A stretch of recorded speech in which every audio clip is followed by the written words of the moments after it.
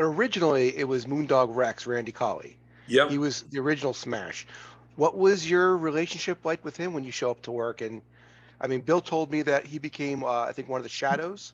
So he had a Yep. job, but I mean, shadows, demolition. I mean, was there any kind of friction between you guys? Well, no, and like I was telling you, I knew nothing about this.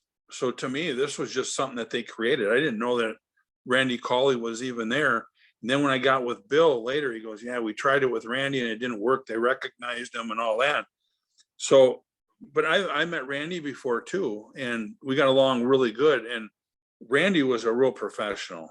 He knew, hey, this didn't work. I got another job, bring another guy in. I don't know if he thought that I would work out or, even if the gimmick would work after that. But, we talked and everything, and he never ever said anything bad or, nothing negative. In fact, he actually, made suggestions sometimes when we, BS a little bit. But when Bill and I got going, I mean, we just fit together just perfect. I really counted on him because he was, the veteran, over me. So I listened to everything that he said. And, you know, let's face it, he was the mass superstar, one of the greatest wrestlers of all time.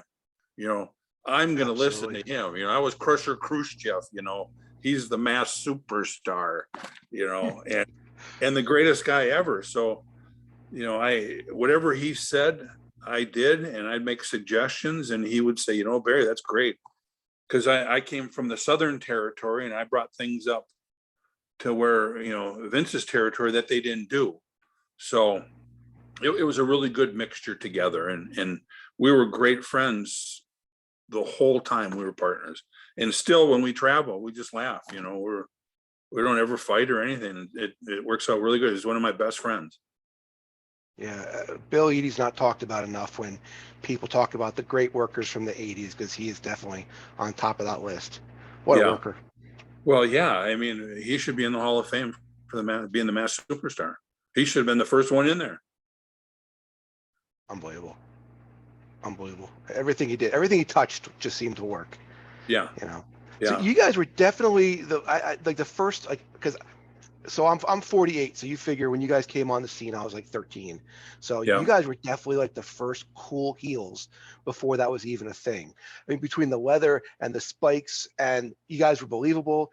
You knew someone was going to get their ass kicked, and that music. I mean, and Fuji. I mean, all when it all came together, what a package.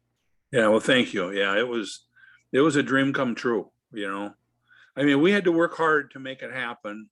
And then we had to get the right push. Vince had to get behind us. And, that's when you knew you were doing good, was when they did give you the push.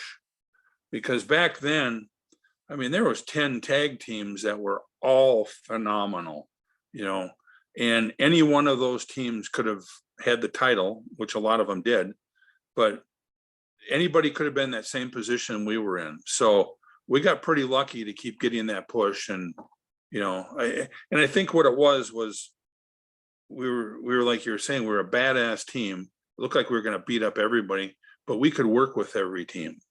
So Yeah, all the matches were good. And I think that's why we had the title so long at that time, because every match was good. yeah, yeah. I was saying that to Bill too.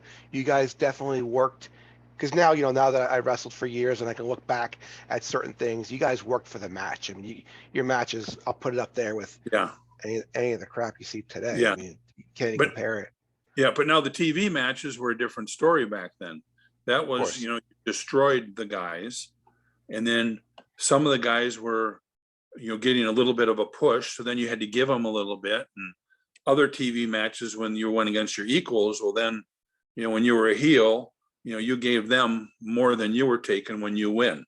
I mean, that was the philosophy back then, which I don't know what it is now. I don't know, but it was great times.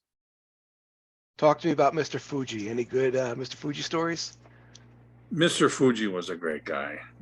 I felt sorry for a lot of people that he didn't like, but I remember he ribbed me one time, and I couldn't for sure say it was him, but I must have kind of pissed him off one time or something, just a little bit, because he ended up giving me a wake up call like every half hour on the hour. I only, like, we had like 4 hours to sleep and we were already up 2 or 3 days.